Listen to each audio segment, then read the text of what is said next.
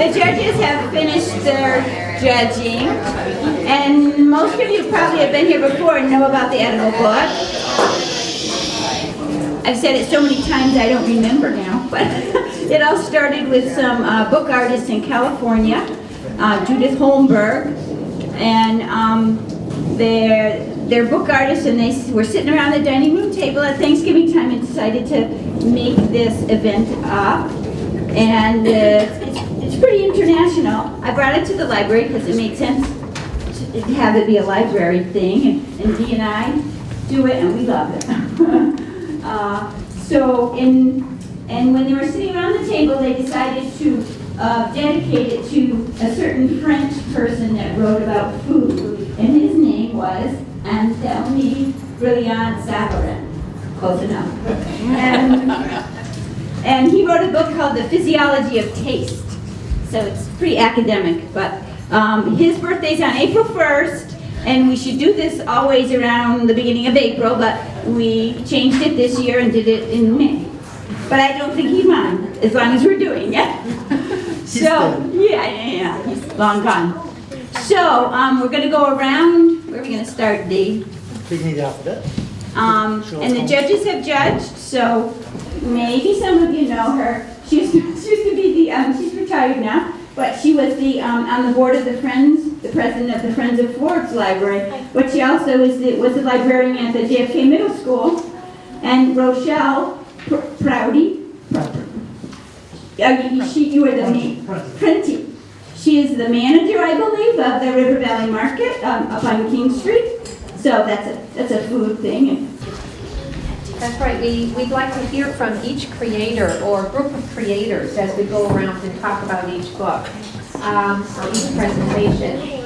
And I believe that Bonnie has got the awards. We got a variety this year.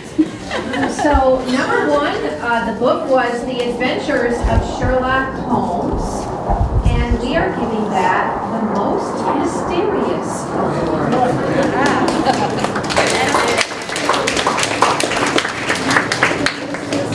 It's so simple yet full of questions, and there's that mysterious door, and what is on the other side of it? So would the creator come and tell us a little bit about depicting this? If the creator is here. She is not here, but her family is here. Her family is here. Ryan Oh, okay. Is there anybody that can speak to the book? Apparently Yes, he my wants daughter to. Ryan created this. My daughter Ryan created this. She's actually working at the Jones Library now. Oh, She tried to make a three-dimensional house, but then she had struggles, but so then she focused on the door. She has a special cookie card for the door of Sherlock Holmes, which she knows the number. What is it? 221 Baker Street. that famous address. Okay, thank you very much.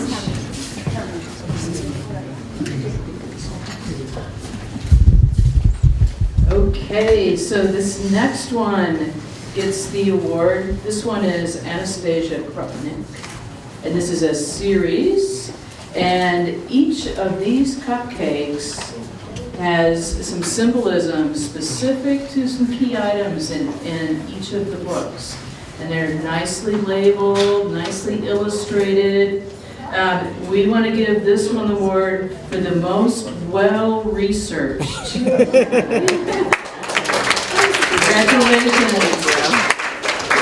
You want to say a few things about it? Sure. Thank you. First off, this is a really wonderful series, and I recommend everybody read it. So there are 9 books in the series, all featuring Anastasia Krupnik, who starts out as 10. I think in the last book is 14. So this one is just an introduction to her. In this one, they move into a house that has a tower. In this one, she works as a servant in a house. This is a bust of Freud that she uses as her psychiatrist throughout the book. This is a representation of the Krupnik household non-sexist housekeeping schedule. This is a rope and a whistle. She has trouble climbing the rope in gym. In this one, she decides to be a model, takes modeling classes. In this one, she writes to a personals ad and tells someone that she has a sloop. And in this one, she accidentally puts a bag full of dog poop into a mailbox.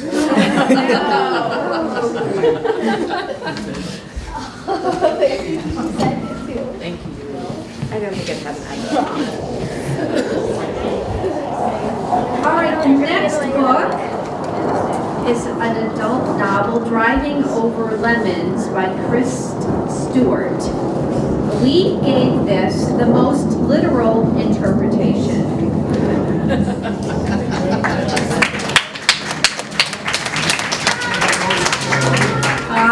This entry is by Janet Molding. She's the director of Forbes Library. And Janet is not here to talk about it, unfortunately.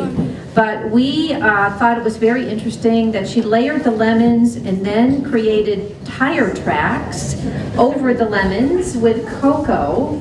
And they really do look like tire tracks. And so that's why we thought it was the most literal interpretation. Okay, so this next one, we went around about what to call this one. The book is 8 Hands Round, a patchwork alphabet. And we looked at this a few times, and I wanted to give it the sneakiest use of Star Trek imagery award. You see the, I can't do it. Live long and prosper. That's, who did this one? Are you here? Live long and prosper? Is it? But we, so we're giving this the award, the Live Long and Prosper and Read Award. Nicely done. You want to talk about it? Sure. So, this unfolded.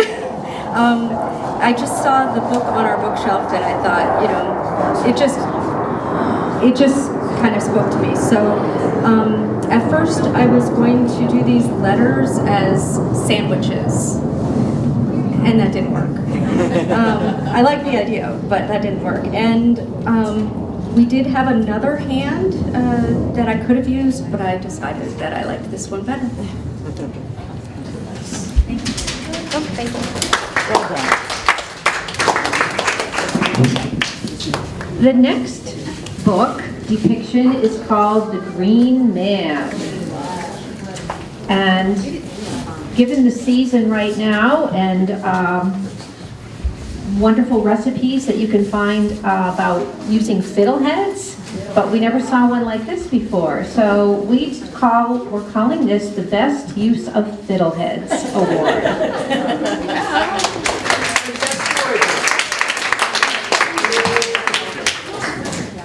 I did it my way. This is a collaboration between me and my wife, Patty. We've been doing this for a number of years. It's really good to have somebody else so that you don't feel totally insane when you start making this. So, she came up with the mustache, so I'm not totally crazy. This is the Green Man's beard, and his eyes are kiwi fruit and avocado. And ginger are his antlers, because the Green Man was a wild man who lived out in the forest. And it's kind of a myth from the Middle Ages of a representation of vegetation and nature, probably left over from the Druids we were talking about earlier, and survived into the Christian era as a motif in architecture. So a lot of medieval architecture has the Green Man, kind of a gargoyle-y kind of face. But yeah, this is all made from the collard greens in the back, in case you want to make it yourself. Collard greens, ginger, avocado, bell pepper, and snap peas are the lips.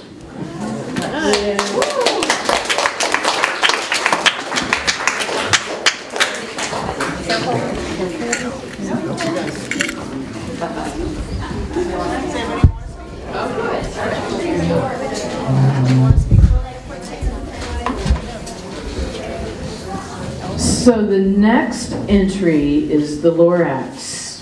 And this one is very dramatic, a little ominous, and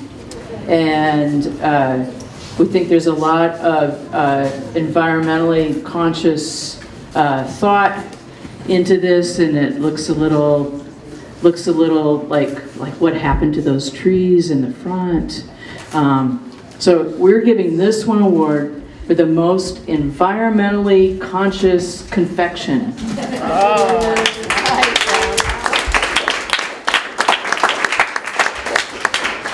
Does the artist want to say a few words? You want to talk about it? Would you like me to say something about it? Okay. There you go, Em. Here's your thing. You sure you don't want to say anything about it? So Emma came up with the idea of the Lorax, and immediately we thought about a sweet potato for his body. And there was a lot of thought put into the truffula trees. And we went through a lot of different ideas and wished we'd found some cotton candy at Pride yesterday, but we didn't. So we went with marshmallows and dyed them. Anything else you want to say? No? All right. So that's the Lorax. Most environmentally conscious.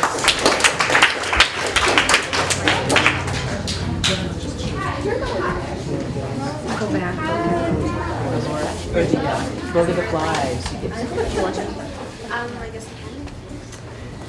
The next presentation that we looked at was The Lord of the Flies. And this one is just amazing. The wings we couldn't get over. And we are calling this the Most Royal and Creative Award.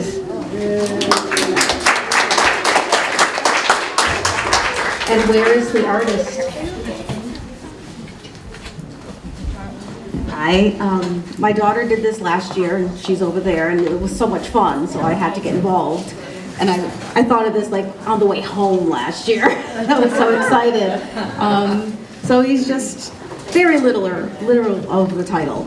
And there's the Lord, the King, and his little minions, and the little future flies, which is, well, I wasn't going to say that. Future flies. They're jelly beans, though, so it's okay to eat them. And we're looking forward to next year. Already we're in the library looking at books, seeing what we could do. Wonderful. Thank you. Nice work.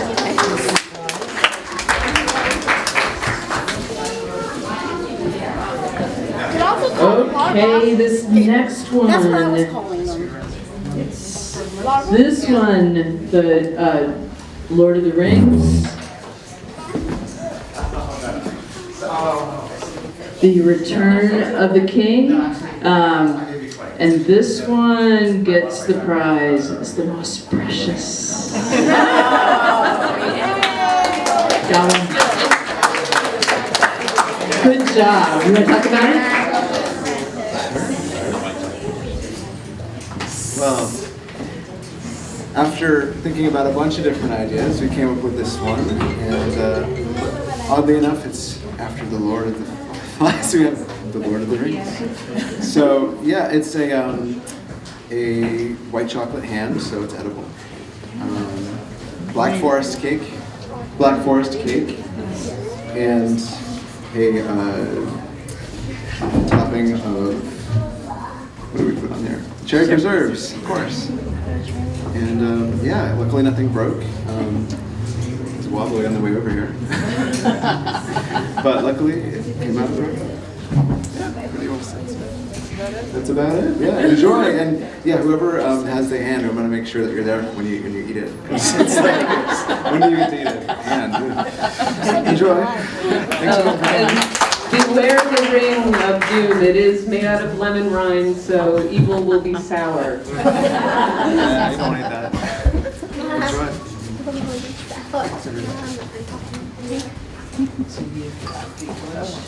The most precious.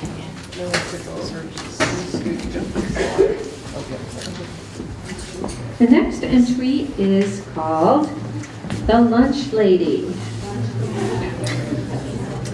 And we thought, after much determination, this should get the happiest creation. Because the lunch lady looks very happy. And we'd like to hope that the lunch ladies in your lives are happy people that you see every day at school. So congratulations.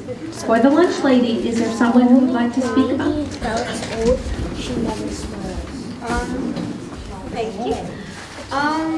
Me and my friends got this idea from the Lunch Lady series. It kind of melted in the way here. It was supposed to be a little higher.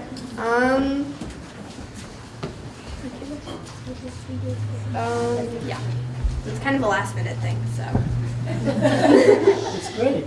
Talk about the hair. Talk about The hair is, what is it? Fruit leather? Fruit roll-up, pickle eyes, sandwich, and pretzel body, I think. What about the pupils? Those are toothpicks. But one thinks that aren't edible.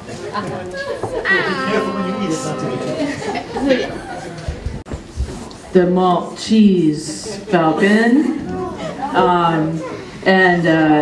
This one, you see the easy cheese there in the background, a little hint. It's made with a variety of cheeses, American singles, Nabisco, sharp cheddar, easy cheese, and there is a milk chocolate malted ball in the eye. Very nice, nice. So we call this an award for the cheesiest illustration. Congratulations! Fantastic. Well, I picked this book because it's part of All Hamptons Read this year. The libraries in the Valley get together, Northeast, West, and Southampton, and they picked The Maltese Falcon this year. There was a showing of the movie, and the community's been discussing the book. And originally my idea was The Malted Falcon, and then a friend of mine who's a language play punster who was visiting a couple of weeks ago said he could make it even better by making it malt cheese. And originally it was going to be a cake with malt powder and Parmesan cheese on top, which sounded really disgusting. So then we thought if we could just make it of cheese, it would at least be somewhat edible. And the artwork was done by Scott. The detail. I found online I found a drawing of the statuette from the movie. So this looks like the Maltese Falcon from the movie version. Well done. Thank you. Contestant number 11, The Maze Runner, is the title of her book. And we just stood over this for a long time looking at it. We thought that the broccoli was so cool to make a forest out of broccoli. So we gave this the most amazing broccoli forest award. Congratulations. There's a picture called The Enchanted Broccoli Forest, so it's a joke on that.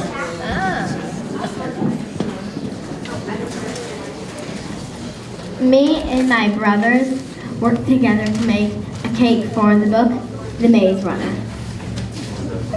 We chose this because we recently listened to the soundtrack and yeah. Me and my dad started a movie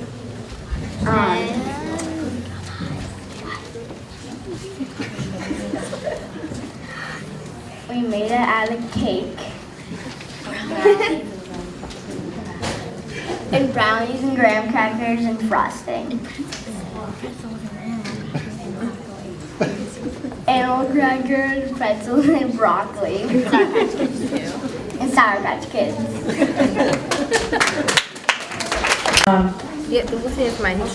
This one is just beautiful. The ribbons of frosting and the box and the detail on the design on the bonbon box.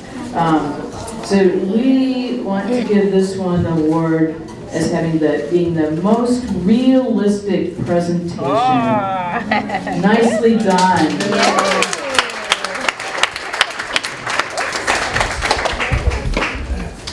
Thank you.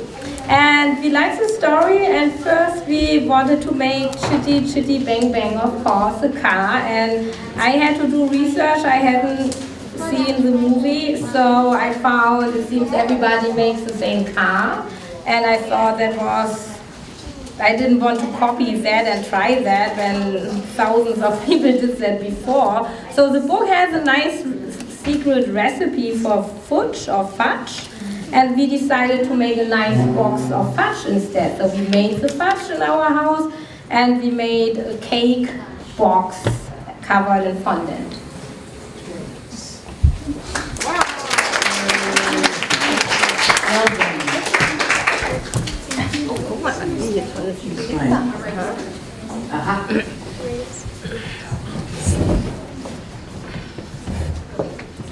The next entry is from a book called The Patchwork Planner. And we saw a very creative use of grains and pattern, and we are giving an award for the best use of pattern to this book. Congratulations. Thank you. Thank you very much. I met an artist last year who uses quilt patterns as a basis for metal sculpture. And that's what got me thinking about using quilt patterns with food. So I found a number of flat, cuttable food items and arranged them in one of the quilt patterns. And that's what we got. Thank you. And this one, I actually had the honor to talk to the artist a little bit. There's a lot going on here. The frogs, those are really big frogs chasing a beaver. Kind of scary. They eat a lot of flies. Yeah, and they take care of the flies. This one gets the Busy Beaver Award. And there's so much going on in the story. Well done. You want to say a few words?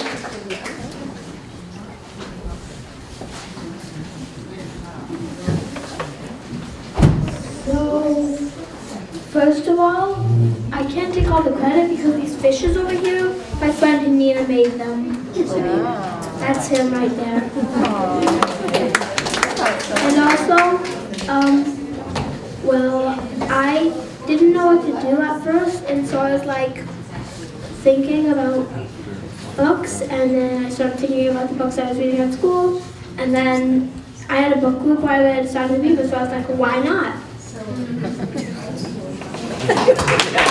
Book entry was The Silence of the Lambs. And I haven't in my life seen very many lambs that didn't evoke cuddle desires and wanting to hug them. But this lamb, well, it's very creatively done, but we're giving this the award for the entry most likely to produce nightmares.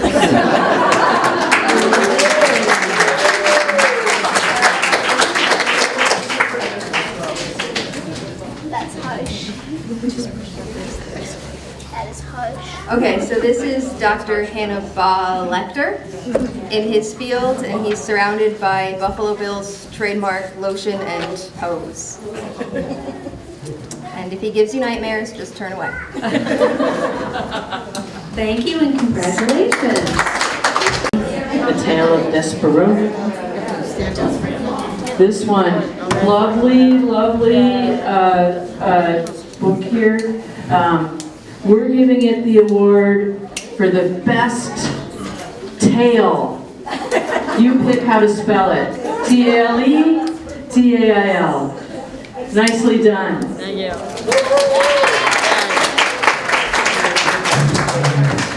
So, first off, Give it to your sister, honey. So, first off, my only contribution to this was the brownie part. That was really only my idea. And then my sister over here just takes all the credit. Here you go. So we made the book cover out of brownies and the pages out of sandwich wraps. And the mouse is made out of marzipan, and I think that was the funnest part to make. Because you got to mold it in whatever way you wanted. And I got to eat some. We got to eat some. What's the tail made out of? The tail is made out of black licorice.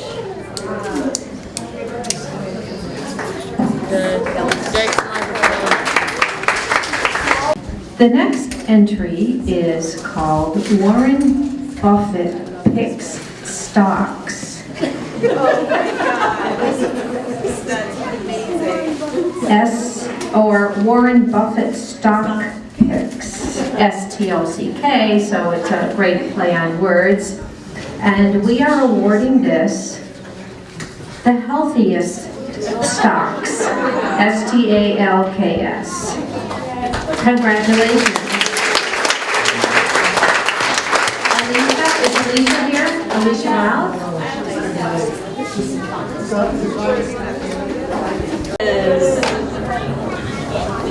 Oh, wait. Oh. See, so where's the cat? So this one gets the award for the best use of camouflage and trickery. Nice work.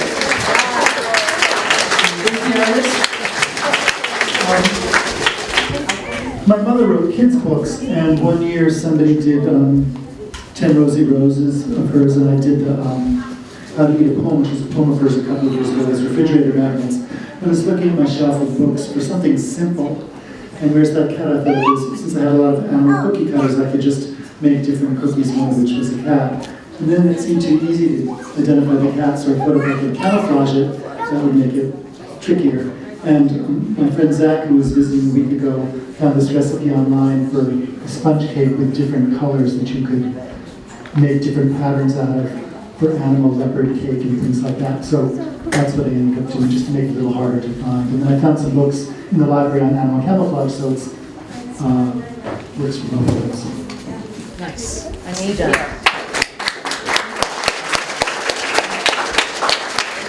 Is from the book Wicked.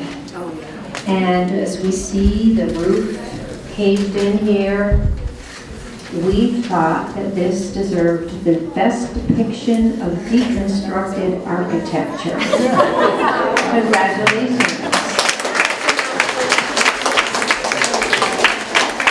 Is the artist here?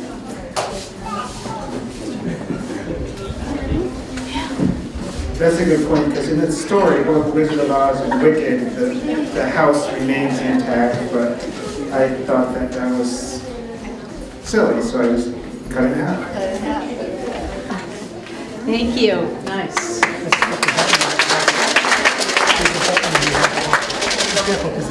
Okay. This next book, Winnie the Pooh. Who hasn't read Winnie the Pooh?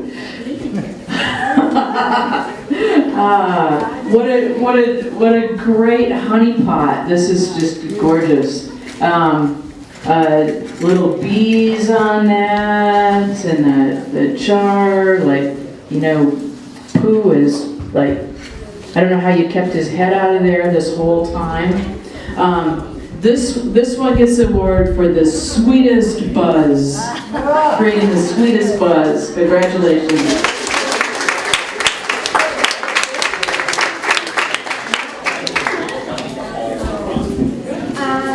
So first I would like to say that this was also made by our friend Camille, who was busier than she thought she would be this weekend, so could not be here today. But Chloe and I also helped making it. It is honey cake, honey flavored cake, with slightly honey flavored frosting. It's not chocolate. It looks like chocolate, but it isn't. It's food. Let's see. Do you have anything to say, Mary? Well, it took us about, if you add all the hours up, like 8 hours. So the top is sort of like in the olden days with like cheesecloth draped over jars, so it's fondant. And then the backwards N on pot, because it's always in the books spelled wrong, because poo isn't very smart. And he loves honey, so we just went with that.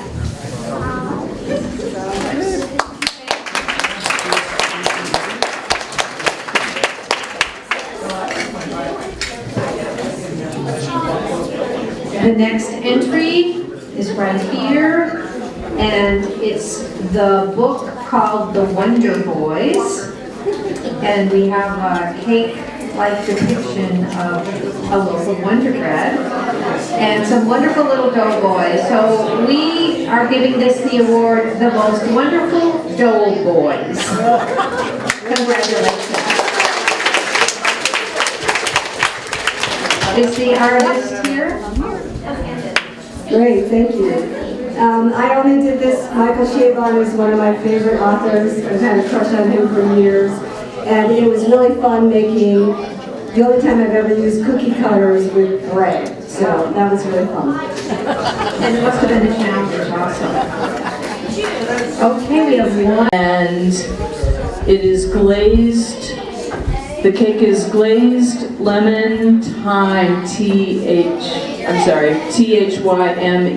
thyme, crinkle and thyme cake.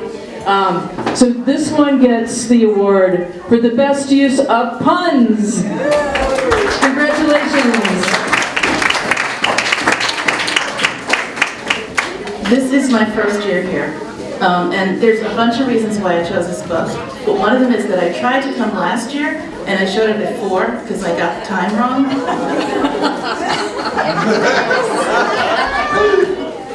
Perfect award for you. All right. We made it all the way around. Are we ready to cut the, is it time?